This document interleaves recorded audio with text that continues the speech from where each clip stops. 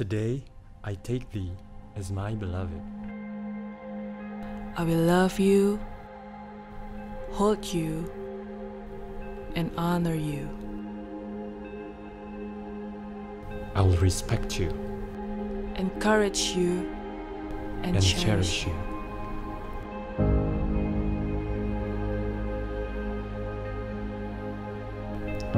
Through sorrow and success,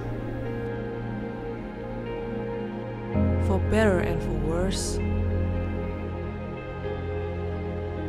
for all the days of my life, till death do us apart.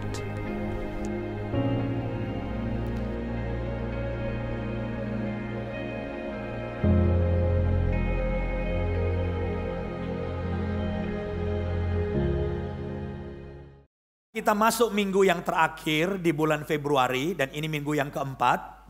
Kita masih dalam tema besar Journey of Love.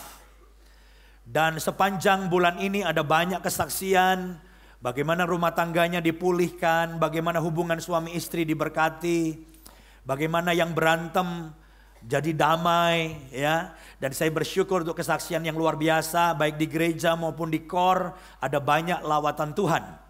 Dan minggu depan kita masuk bulan Maret tentunya dengan tema yang baru. Kita akan membahas tentang values, tentang nilai-nilai. Karena nilai menentukan keputusan kita, nilai menentukan arah hidup kita. Kita akan belajar banyak. Tetapi minggu ini kita masih dalam bulan Februari dan saya akan membahas untuk sesi yang terakhir ini. Dan judulnya adalah Actions of Love. Ya, tindakan-tindakan dari kasih. Saya tidak tahu apakah saudara masih ingat ketika saudara jatuh cinta. Pada saat kita jatuh cinta, waktu dulu pacaran, ini banyak sudah menikah tentunya. Yang masih pacaran juga dengar baik-baik karena saudara akan melewati masa-masa itu dan akan menikah juga. Dan ini pelajaran yang penting. Tetapi bagi yang sudah lama menikah, saya percaya saudara kalau mengenang ketika kita jatuh cinta, kita bisa tersenyum sendiri. Karena ketika kita jatuh cinta, kita akan melakukan hal-hal yang luar biasa untuk orang yang kita cintai. Betul saudara ya? Kita bisa telepon bermenit-menit bahkan berjam-jam. Saya masih ingat zaman saya pacaran dengan pacar saya, sekarang jadi istri saya. Itu telepon mahal saudara. Ya, tapi namanya orang jatuh cinta, kita bisa telepon dan biayanya dengan pulsa yang gak semurah sekarang. Apalagi zaman dulu masih ada yang pakai koin. Kita mesti kumpulin koin dulu. Jadi ngobrol sambil terus masukin. Jadi kadang-kadang kita mikir gila ya gua ya. Tapi itu namanya jatuh cinta. Ada banyak saudara mungkin ngalami juga hal yang sama. Ya, kita bahkan berani beli kartu. Waktu zaman dulu tuh ada kartu namanya Hallmark, tahu ya? Hallmark tuh mahal. Kalau saya beli kartu Hallmark itu mesti puasa nggak makan siang 3 hari. Mahal. Orang-orang yang nggak suka bunga tiba-tiba bisa pergi ke toko bunga. Ngapain? Untuk beli bunga. Bagi pacarnya. Ya. Padahal saudara tahu harga bunga juga nggak murah, mahal. Tapi kita mau melakukannya. Saya ingat tuh ngajak pacar saya yang sekarang jadi istri saya makan malam di Kentucky Fried Chicken. Saya harus nabung seminggu. Saya irit-irit supaya bisa bawa dia naik mikrolet pergi ke tempat Colonel Sanders, Kentucky Fried Chicken, dan makan Kentucky. Saya pikir-pikir, wah gila gua. Ya. Tapi sekarang pertanyaannya, setelah pacaran, menikah, udah lama, bertahun-tahun, saya sudah 25 tahun lebih menikah. Itu gak gampang loh saudara. Untuk melakukan tindakan-tindakan cinta, perbuatan-perbuatan cinta seperti dulu. Waktu kita pacaran. Apalagi kalau nunggu pengen. Wah gak pernah pengen tuh. Gak pernah pengen kita nelpon, di telepon umum gak pengen lagi. Gak pengen lagi beli bunga, mahal. Ya kan saudaraku? Apalagi kalau nunggu ada perasaan pengen. Nah yang saya mau sampaikan pagi ini adalah kita harus mendorong, bahkan memaksa diri kita untuk melakukan hal-hal yang dulu pernah kita lakukan pada pacar kita, yang sekarang jadi istri kita. Walau perasaan pengen itu nggak ada. Karena apa? Karena kalau kita memaksa, tidak menunggu loh, memaksa untuk melakukan tindakan-tindakan cinta yang sekarang sudah jarang dilakukan, tapi dulu kita lakukan waktu pacaran, saya yakin keinginan dan kerinduan itu akan muncul sesudah kita memaksa diri kita melakukan. Saya kasih contoh. Contoh, misalnya olahraga. Siapa di sini yang punya keadaan seperti saya? Kalau olahraga itu mesti berdoa dan menengking setan-setan. Supaya kita bisa olahraga, masuk gym. Siapa yang susah untuk olahraga? Bisa angkat tangan yang susah olahraga. Ada tapi dikit ya. Berarti saudara semua olahragawan nih. Kalau saya saudara, untuk olahraga, nge-gym itu perlu menengking setan-setan. Ya setan jadi kambing hitam. Lalu saya bisa masuk gym. Lalu saya mulai olahraga. Lalu saya mulai treadmill, cross trainer. Dan kemudian setelah setengah jam saya mulai basah kuyup. Wow, basah kuyup dan rasanya segar. Dan pada waktu kita habis olahraga basah kuyup, tiba-tiba kita berpikir, ternyata olahraga itu apa? Enak. Dan tiba-tiba dalam hati muncul keinginan besok gua mau apa? Olahraga lagi. Karena apa? Karena malamnya ketika kita makan, jalan kayak enteng. Kalau habis olahraga, bener gak? Semuanya makanan jadi enak, hidung lebih bisa bau rasa. Wow, semua jadi luar biasa. Nah, apa yang saya mau sampaikan? Demikian juga dengan kita mau melakukan perbuatan cinta. Jangan menunggu. Karena kalau saudara menunggu kepingin, bisa jadi gak pernah. Tapi kita memaksa dan mendorong diri kita semua. Ayo kita lakukan lagi yang dulu sudah pernah kita lakukan waktu pacaran. Saya yakin cinta mula-mula akan muncul. Nah mari kita baca ayatnya ya. Wahyu pasal 2 ayat 4 sampai 5a. Wahyu pasal 2 ayat 4 sampai 5a. Perhatikan saya bacakan. Namun demikian aku mencela engkau karena engkau telah meninggalkan kasihmu yang semula. Sebab itu ingatlah betapa dalamnya engkau telah jatuh. Bertobatlah dan baca sama-sama dan apa? Lakukanlah lagi apa yang semula engkau lakukan. Jadi siapa di sini yang sudah kehilangan cinta mula-mula kepada Tuhan? Kita kehilangan cinta yang mula-mula. Yang tadinya kita adalah orang yang waktu pertama bertobat, aduh cinta habis-habisan. Tiap pagi jam 5 pagi udah bangun, angkat tangan nyembah. Pagi-pagi baca Alkitab, renungan, tambah 2 pasal. Malamnya penyembahan. Di mobil gak ada yang namanya kaset lagu duniawi, semuanya lagu penyembahan. Dan sambil nyetir nyanyi. I worship you, I worship you. Tiba-tiba Roh Kudus hadir di mobil kita. Wow. Tiba-tiba kita menangis. Pernah ngalami gitu di mobil? Tiba-tiba kita mesti minggirin mobil ke pinggir jalan. Nangis dulu di pinggir jalan. Karena Roh Kudus sedang bekerja. Dan tiba-tiba kita ada setengah jam di situ. Sebelum kita lanjutkan perjalanan ke kantor. Tapi sekarang udah gak pernah lagi. Doa males. Mobil udah gak ada lagu penyembahan. Cedak-ceduk itu lagunya di mobil. Nah ketika kita dalam kondisi seperti itu, apa yang harus kita lakukan? Firman Tuhan cuman bilang, lakukan lagi apa yang dulu kamu pernah lakukan. Di sini nggak disebutkan kamu harus timbul keinginan dulu ya, enggak. Firman Tuhan cuman bilang bertobatlah, artinya kita menyadari kita kehilangan cinta mula-mula dan lakukan lagi yang dulu pernah kamu lakukan ketika kamu jatuh cinta sama Tuhan, ketika kamu punya cinta yang mula-mula. Nah, hal yang sama terjadi dalam hubungan kita, suami istri. Kita cinta sama suami kita, istri kita waktu pacaran abis-abisan deh. Semua mau kita lakukan. Tapi sekarang udah 20 tahun menikah. Atau 10 tahun lah, 20 tahun atau lebih. Sudah nggak ada gerengnya. Sudah nggak kepengen kita melakukan semuanya itu dan sudah lama kita nggak beli kembang. Lama kita nggak melakukan sesuatu yang spesial buat pasangan kita. Tapi firman Tuhan bilang kalau kita mau kembali punya cinta dan gairah itu. Firman Tuhan cuma kasih resep, lakukan lagi yang dahulu kamu lakukan. Nah hari ini mari kita belajar sama-sama. Apa sih yang dulu kita lakukan pada pasangan kita? Yang kita mau lakukan lagi walaupun nggak ada kepengenan. Ada 3 yang saya ingin sampaikan. Ini yang harus kita lakukan lagi. Actions of love. Tindakan-tindakan cinta yang udah lama kita nggak lakukan. Tuhan bilang bertobatlah dan lakukan lagi yang pernah kamu lakukan. Yang pertama kalau saya renungkan adalah waktu kita pacaran kita tuh memberi perhatian. Jadi ini yang pertama, kita harus memberi perhatian. Ingat waktu pacaran, cinta mula-mula, buka mata yang diingat siapa? Ayo.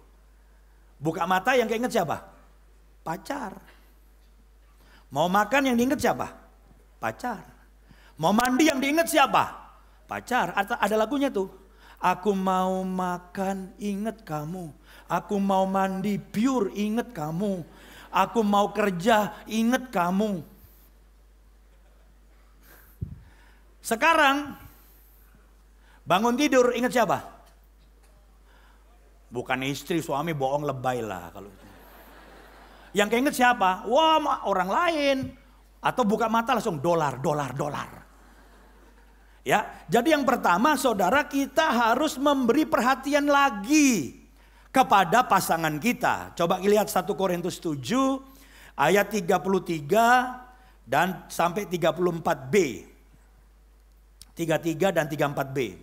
Perhatikan, orang yang beristri, berarti ini suami ya, ini untuk suami nih.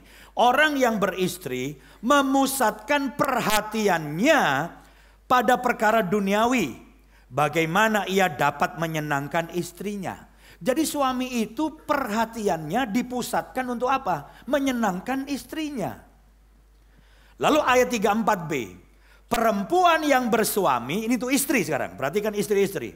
Memusatkan perhatiannya pada perkara duniawi, bagaimana dia dapat menyenangkan apa? Suaminya. Jadi dengan singkat kata, firman Tuhan udah bilang, suami itu memusatkan perhatiannya, ada perhatian untuk menyenangkan istri. Istri itu harus memusatkan perhatiannya untuk menyenangkan suami. Jadi orang yang menikah memang harus memberi perhatian untuk menyenangkan pasangannya. Nah memang waktu pacaran ini gampang kasih perhatian kepada pasangannya. Tetapi sesudah menikah nggak gampang. Saudara tahu kenapa perhatian kita kepada pasangan kita menurun waktu kita sudah menikah? Sebetulnya penyebab utamanya itu adalah karena perhatian kita itu terbelah. Waktu pacaran itu gak mikirin apa-apa. Fokus. Tapi sudah menikah, perhatian kita terbelah. Kepada apa? Pekerjaan. Menafkahi keluarga. Bisnis. Kepada apa? Setelah menikah beberapa lama punya anak. Anak 1, anak 2. Wah itu betul-betul menyita perhatian istri. Menyita perhatian suami. Belum lagi urusan rumah tangga dan lain sebagainya. Ini yang membuat perhatian kita menurun. Sejak kita menikah, kita menurun perhatiannya kepada pasangan. Jadi saya mau katakan, dengar baik-baik, ini penting. Musuh utama hubungan suami istri itu bukan perselingkuhan, bukan. Perselingkuhan itu hanya akibat setelah panjangnya. Tidak ada perhatian. Musuh utama hubungan suami istri adalah kesibukan. Kita sibuk. Saudara bayangkan ketemu pasangan kita kadang-kadang begitu sedikit. Apalagi usia-usia yang masih produktif 30 tahun, 35. Wah itu baru menikah. Apalagi kalau dua-duanya kerja. Rumahnya di luar Jakarta, kerjanya di dalam kota Jakarta. Bangun sama-sama, suami istri bangun jam 5 pagi, siap-siap jam 6 mesti jalan kalau nggak terlambat. Karena macet dan lain sebagainya. Jadi pagi itu cuman hai, udah. Pulangnya udah malam, udah teler semua. Tidur. Dan ini berlangsung lama, kesibukan yang luar biasa. Itu menyita perhatian. Belum lagi hobi. Hobi itu juga jadi kesibukan baru. Saya mendengar ada yang istri yang mengeluh karena suaminya punya hobi baru. Dan lucu ya, sekarang banyak suami-suami ya, hobinya itu main game. Ada suami-suami yang hobinya main game, di handphonenya main game aja. Dan istrinya bermaksud baik, waktu suami ulang tahun, istrinya mau menyenangkan hati suami, maka suaminya dikasih hadiah, dibeliin komputer gede. Supaya main gamenya lebih puas di komputer. Tapi kemudian ini jadi masalah. Hobi yang difasilitasi. Akhirnya makan malam di luar pun jadi jarang. Kenapa? Suami kalau udah asik main game di rumah, makan malam kemudian tidak mau. Udah panggilin Gojek, makan Gojekin aja. Dia main terus, masalah. Dan akhirnya doa istri, Tuhan biarlah komputer baru itu cepat rusak. Kenapa? Karena hobi telah merusak hubungan dan perhatian. Apalagi yang sering saya katakan misalnya seperti handphone, gadget saudara, media sosial saudara, itu juga merusak perhatian. Saya berulang-ulang menyampaikan, gak pernah bosan. Kita seringkali di satu ruangan, suami, istri, dan anak. Kadang-kadang di meja yang sama, makan malam bersama, tapi gak ngobrol. Banyak terjadi. Sehingga saya pernah tayangkan, ada keluarga-keluarga yang bikin peraturan kalau mau makan malam bersama, handphone semua dikumpulin di sebuah keranjang, ditaruh jauh-jauh. Dan mereka makan dan ngobrol dulu. Seorang hamba Tuhan kita juga baru sadar, dan kemudian bikin peraturan mengumpulkan handphone waktu makan bersama istri dan anak-anak. Karena apa? Karena mereka duduk, dia sebagai suami, ada istrinya, anak-anak di depan, tapi semuanya main handphone. Dan tiba-tiba keluar WA, terkirim. Waktu dia lihat, dia baca, dia kaget. Karena anak yang di depannya, WA ke dia, "Pak, pesenin aku chicken stick." Mesen chicken stick lewat papinya, pakai WA, gila nggak? Dan itu yang terjadi. Nah, saya tidak tahu apa yang menjadi musuh dalam hubungan suami istri. Tapi firman Tuhan bilang, lakukan lagi yang dulu kamu lakukan apa? Memberi perhatian. Perhatian pada suami, perhatian pada istri. Ini yang harus dilakukan kembali. Untuk apa? Untuk menyegarkan cinta mula-mula. Saya percaya waktu perhatian kita mulai kita bangkitkan. Di tengah kesibukan, usahakan. Kasih perhatian pada pasangan. Di tengah pekerjaan, di tengah kerepotan sebagai ibu rumah tangga, ngurus anak-anak, suami ngurus bisnis, siang-siang coba kasih perhatian. Entah telepon pasanganmu, entah kasih sesuatu. Nah, ini ada satu film, bagaimana seorang sopir, namanya Iksan. Ini sopir keren. Kalau sopir Iksan tuh ada di sini, saya mau waktu dia masuk ke tempat saya gaji dia 10 juta pun pertama masuk saya nggak keberatan. 15 juta pun kalau dia minta, boleh juga. Ini sopir istimewa. Nah, kita saksikan saudaraku. Saya Iksan dan saya hanyalah seorang supir. Saya baru terima email. Sudah 1 tahun saya bekerja di keluarga ini. Dan banyak kisah yang muncul di setiap perjalanan saya. Paling gue dijemputnya telat lagi. San, si Ibu harusnya di mana lagi sih? Kok saya nggak pernah tahu ya? San, Papa tuh punya selingkuhan ya? Atau punya pacar baru? Baik San, aku sebel banget sama mama sama papa. Mereka kayaknya nggak peduli deh sama aku. Saya merasa tidak dihargain seperti begini. Habis kayaknya nggak cinta lagi sama saya. Duh, kok ini belum dibenerin?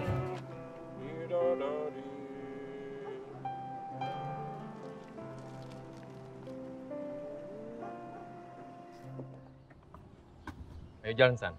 Baik, Pak.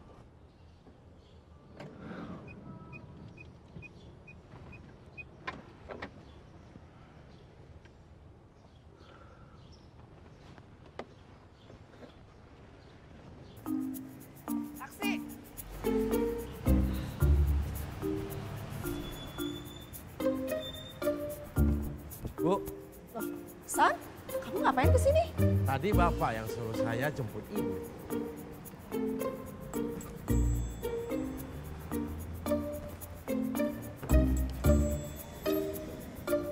Loh, San, itu bunga dari siapa? Oh, itu dari Bapak, Bu. Pak Iksan, kok tumben on time? Iya, tadi Bapak telepon, suruh jemput.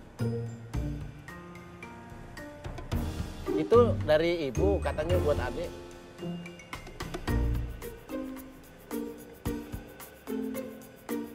Loh, kok malah difoto?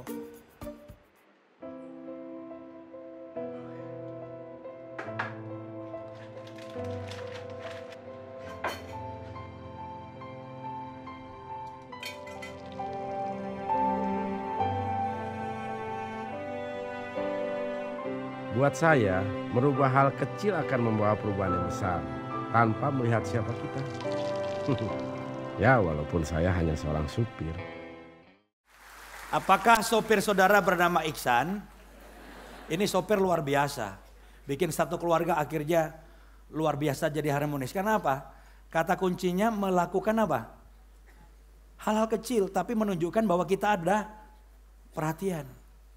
Ya, jadi sesibuk apapun, lakukan yang dulu kita lakukan. Dulu kita melakukan apa untuk pasangan kita? Jemput nggak keberatan, beliin kembang nggak keberatan. Kalau sekarang kita mungkin keberatan, mungkin waktunya yang nggak ada dan sebagainya. Jadi nomor satu, beri perhatian kepada pasangan kita sesibuk apapun. Lakukan perhatian-perhatian yang kecil dan kita lihat bahwa hubungan suami istri kita akan jauh lebih baik. Yang setuju kita berikan kemuliaan bagi Tuhan. Haleluya. Yang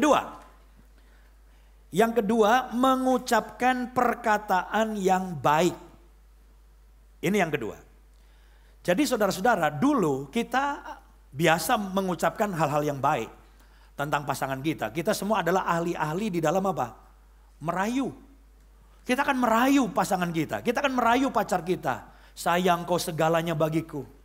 Walaupun Jakarta macet.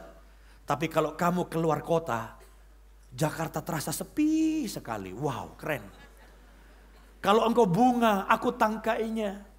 Kalau engkau kapal, aku pelabuhan. Karena dia mantan kuli pelabuhan. Dia bilang. Kau segalanya bagiku. Kita biasa mengucapkan rayuan. Dan itu ternyata dampaknya bagus atau tidak bagus? Bagus. Tapi sekarang sudah gak ada lagi rayuan. Udah dapet. Udah punya anak 3. Udah tambah gemuk lagi. Apanya yang mau dirayu, apanya yang mau dipuji. Dan ini satu hal yang penting yang saya mau sampaikan begini. Semakin lama kita mengenal seseorang, semakin kita tahu kelemahan dan kekurangannya. Betul gak saudara? Makin lama kita kenal orang, kita makin tahu kelemahan dan kekurangannya. Demikian juga yang paling tahu kelemahan dan kekurangan kita siapa? Siapa yang paling tahu kelemahan kekurangan kita? Yang tahu ngoroknya gaya apa? Yang tahu ngilernya, bau badannya, tahu joroknya kita, tahu pelitnya kita. Siapa yang paling tahu? Ya pasangan kita. Suami harus bilang istri. Istri bilang siapa? Suami. Yang paling tahu kelemahan dan kekurangan kita adalah pasangan kita. Jadi yang saya mau sampaikan adalah hati-hati dengan perkataan kita. Karena perkataan kita akan dengan mudah merendahkan pasangan kita. Kita dengan mudah akan mengucapkan kata-kata yang merendahkan pasangan kita. Karena kita tahu. Kita tahu kebodohan pasangan kita. Kita tahu kelemahan pasangan kita. Kita tahu joroknya pasangan kita. Kita tahu banyak hal tentang pasangan kita. Maka kita adalah orang yang paling gampang untuk ngomongin pasangan kita. Tapi firman Tuhan bilang apa? Mari kita baca sama-sama Efesus 4 ayat 29. Efesus pasal 4 ayat 29. Firman Tuhan berkata begini. Janganlah ada perkataan kotor keluar dari mulutmu. Tetapi pakailah perkataan yang baik untuk apa? Membangun di mana perlu.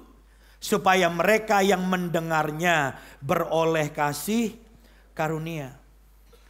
Jadi saudara-saudara, kepada orang lain saja kita diminta jangan ada perkataan kotor. Perkataan kotor itu bukan hanya porno, tapi perkataan-perkataan yang menjelekkan orang, perkataan-perkataan yang merendahkan orang. Jangan.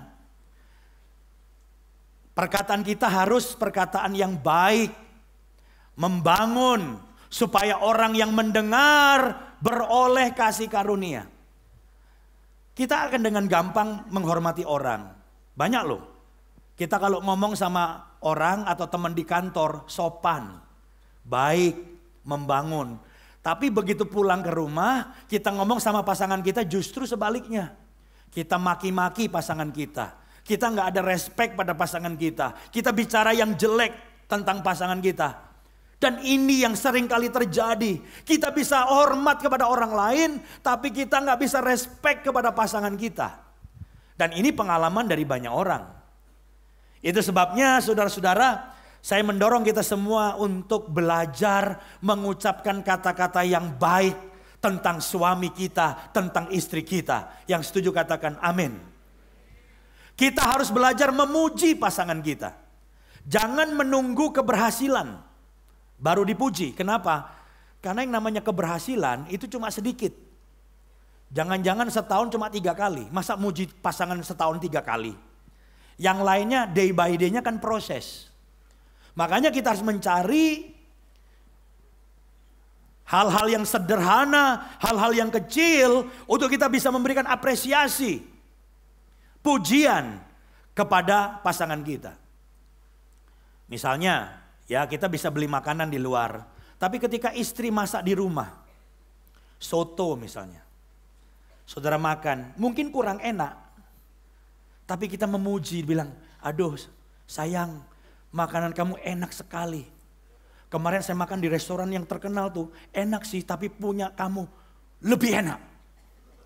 Wah, boleh dong bikin seneng istri.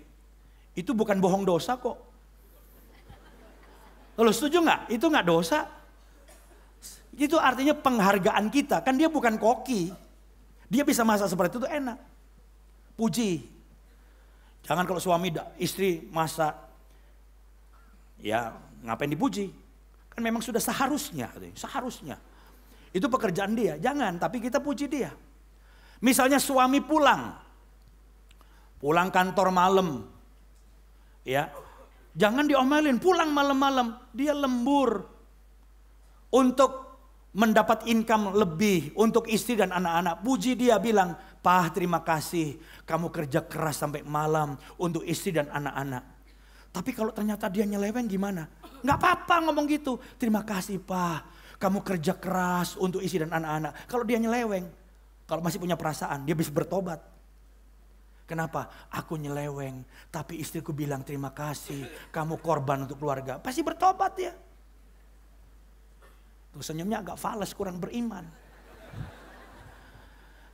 Suami itu bertobat bukan tiap kali pulang, "Kamu kemana? Nyeleweng ya?" Dalam hati, kok tahu? Paling gitu doang. Tapi kalau dia misalnya menyeleweng atau gimana, tapi istri menghargai, "Terima kasih ya kamu kerja sampai malam untuk istri dan anak-anak." Mestinya kalau punya hati nurani dia bertobat. Tapi intinya dengan kata lain, kita nggak usah pelit dengan pujian. Bilang sayang, terima kasih. Manggilnya pun mesti respect, sayang, honey, gitu. Jangan karena sudah 20 tahun kawin namanya Jono. Jono, sini loh. Nggak ada sopan-sopannya. Panggil dong kata-kata sayang. Kalau nama yang manis. Ya, itu ada sebutan-sebutan yang menarik gitu. Ada kadang-kadang sayang atau ada juga panggilan ndut. Tapi kalau panggilan sayang boleh. Ada yang apa tuh? Panggilan yang agak geli itu, babe. Ih, geli itu ya. Babe.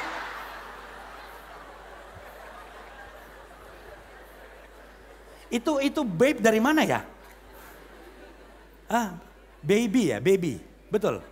Baby. Apa nggak keren saudaraku udah tua gitu, baby. Babe.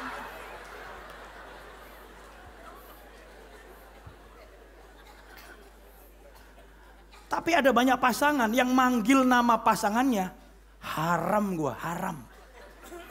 Karena udah begini terus. Coba pulang bilang sayang, panggil nama juga dengan lembut. Kenapa? Biar kata-kata kita itu yang baik, yang membangun. Orang yang mendengar mendapat kasih karunia. Amin saudara. Mulai hari coba mikir, apa kelebihan pasangan saya? Sebutkan, puji dia. Dulu gua ada sering, tapi sekarang kan udah lama gak pernah. Dulu waktu pacaran sering, saya tahu gampang muji waktu pacaran. Tapi waktu lama, sudah lama menikah, puluhan tahun udah jarang. Hari ini mari kita bangkitkan kembali. Nggak ada perasaan pengen. Ya Alkitab nggak bilang kalau kamu pengen lakukan lagi. Nggak ada. Alkitab cuma bilang bertobatlah. Dan lakukan lagi apa yang dulu pernah kamu lakukan. Dulu kan sering memuji, sekarang memuji. Dulu sering merayu, sekarang merayu. Ucapkan yang baik. Saya percaya cinta mula-mula akan berkobar. Yang setuju kita berikan kemuliaan bagi Tuhan. Haleluya. Yang ketiga, yang terakhir. Bertumbuh dalam pengetahuan. Ini penting. Kenapa? Karena ternyata antara cinta dan pengetahuan itu tumbuhnya mesti bareng.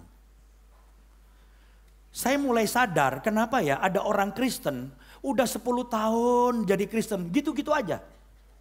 Nggak bertumbuh. Cintanya, pelayanannya, hidupnya nggak ngalami pertumbuhan. Saya mulai menyadari ada banyak orang Kristen tidak bertumbuh cintanya pada Tuhan. Nggak kepengen melayani, nggak kepengen berbuat sesuatu bagi Tuhan. Karena apa? Karena pengetahuannya akan Tuhan nggak bertumbuh. Ada banyak orang ke gereja itu Kristen turunan. Kakek Kristen, bapak Kristen, saya apa boleh buat? Kristen. Dan sebagai orang Kristen, saya ke gereja. Itu kalau orang Kristen karena turunan doang, dia nggak mengenal Yesus. Pengetahuannya nggak tumbuh. Cintanya nggak bertumbuh. Makanya ada orang Kristen gitu-gitu aja. Lahir di gereja, remaja di gereja, kawin di gereja, tua di gereja, mati di gereja. Tapi dia nggak ngapa-ngapain. Kenapa? Karena pengetahuannya nggak bertumbuh. Nah coba kita baca Filipi 1 ayat 9. Filipi pasal 1 ayat 9 berkata begini. Dan inilah doaku. Semoga kasihmu makin melimpah dalam pengetahuan yang benar dan dalam segala macam pengertian. Apa yang dimaksud oleh ayat ini? Ayat ini mau menjelaskan bahwa kasihmu kepada Tuhan akan bertumbuh jika pengetahuanmu akan Tuhan itu bertumbuh. Makanya pengetahuan akan Tuhan, belajar tentang siapa Yesus, apa yang sudah Yesus lakukan dalam hidup kita, itu penting untuk kita tahu. Karena kita semakin mengetahui pengorbanan Yesus, mengerti apa yang Yesus lakukan, nanti bertumbuh cinta kita. Tiba-tiba semua orang akan datang, saya pengen melayani. Kenapa? Iya, saya kok jadi Kristen gini-gini aja ya. Padahal Yesus mati buat saya, Yesus mengasihi saya, dia berkorban buat saya. Kok saya gini-gini aja ya? Tiba-tiba cintamu bertumbuh. Kenapa? Karena pengetahuanmu bertumbuh. Demikian juga dengan hubungan suami istri sama. Penting sekali hubungan suami istri itu bertumbuh pengetahuannya. Makanya saya mendorong saudara banyak baca buku. Supaya saudara tahu bahwa pria dan wanita aja tuh beda. Ya kalau kita udah tahu punya pengetahuan seperti itu, kita nanti berkembang. Pria dan wanita saja secara umum berbeda. Apalagi lebih spesifik lagi. Kita mau pengen tahu istri saya kayak apa sih. Nah ini ada satu video yang saya ingin putar. Video terakhir. Saya sudah pernah putar tahun yang lalu. Video ini menjelaskan perbedaan pria dan wanita. Ini pengetahuan juga penting. Walaupun pernah saya putar tapi saya ingin putar sekali lagi. Untuk mengingatkan kita. Oh ya benar ya ternyata istri itu beda dengan saya. Oh ya benar ya, suami itu beda dengan saya. Dia pria, saya wanita. Atau saya wanita, dia pria. Baru kita belajar lebih jauh. Ya untuk mengetahui tentang pasangan kita. Coba bisa diputar videonya.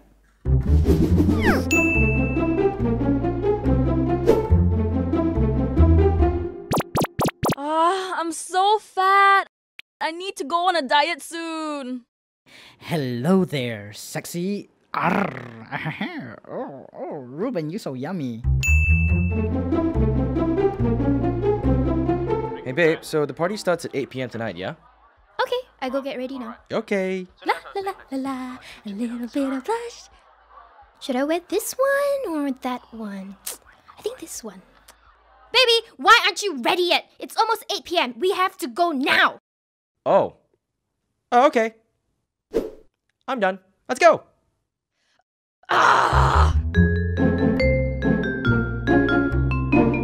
Hey man, could you hang on for a little bit? Just gonna head to the washroom. Yeah, sure. I'll be right here. Hey, I need to go to the washroom now. Oh, okay, I'll go with you. Oh, did you say toilet? Oh, me too. I want to go too. Oh my gosh, it's gonna be so much fun.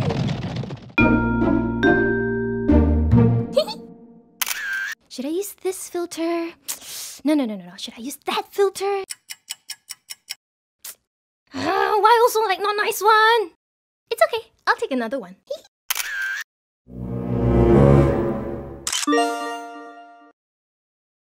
That's so awesome!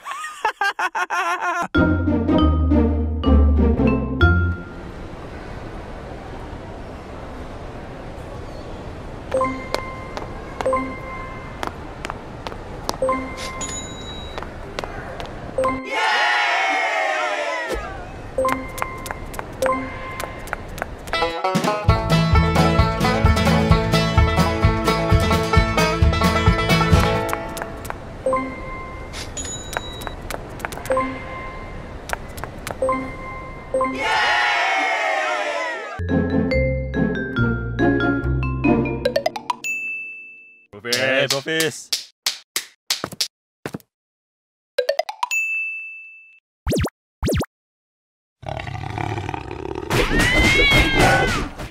Jadi kita melihat di sini bahwa pria dan wanita aja udah beda secara umum.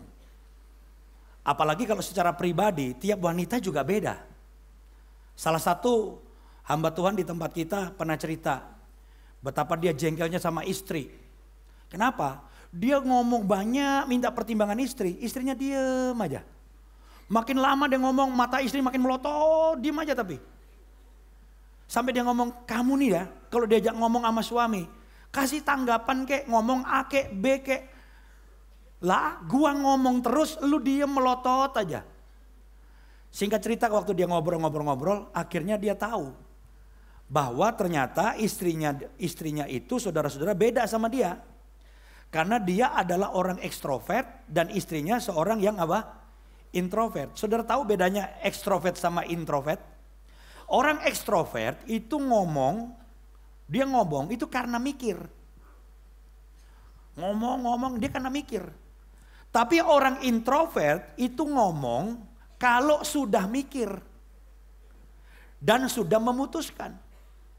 Nah, sesudah sang suami tahu, biasanya dia jengkel, sekarang dia tahu, oh kalau saya ngomong itu karena saya mikir.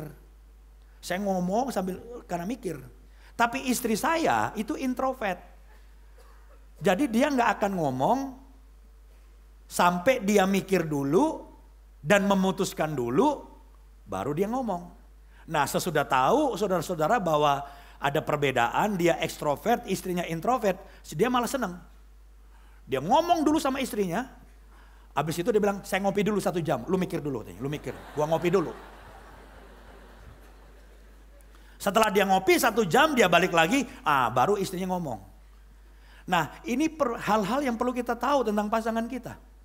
Tapi intinya, kita harus berusaha untuk mengetahui tentang pasangan kita. Dan makin kita mengetahui pasangan kita, maka kita akan lebih mengasihi dan kita akan berhasil menjadi pasangan yang jauh lebih baik. Saya rindu, pagi ini, saya minta pemain musik bisa siapkan diri. Pagi ini ada mujizat di tempat ini. Dan mujizat yang sangat besar yang saya rindukan adalah apa? Hubungan suami istri dipulihkan. Ada cinta yang mula-mula. Mungkin saudara hari ini sudah gak ada gregetnya lagi sama pasangan saudara. Tapi saya pengen saudara pulang, ada gairah cinta mula-mula. Karena apa? Yang pertama, apa tadi? Kita mulai memberi apa? perhatian. Dulu kita gampang kok kasih perhatian sama pasangan kita, beliin bunga, jemput, apa. Sekarang lakukan lagi. Dan cinta mula-mula itu akan datang. Yang kedua apa? Katakan hal-hal yang baik. Pujilah pasangan saudara, ucapkan yang baik. Dorong dia, sebutkan potensinya. Panggil dia dengan sayang, honey, babe. Atau apa, ucapkan yang baik. Dan yang ketiga kita mau bertumbuh dalam apa? Pengetahuan. Dan doa saya, mujizat terjadi. Setiap hubungan suami istri dipulihkan oleh Tuhan. Yang setuju kita berikan kemuliaan bagi Tuhan.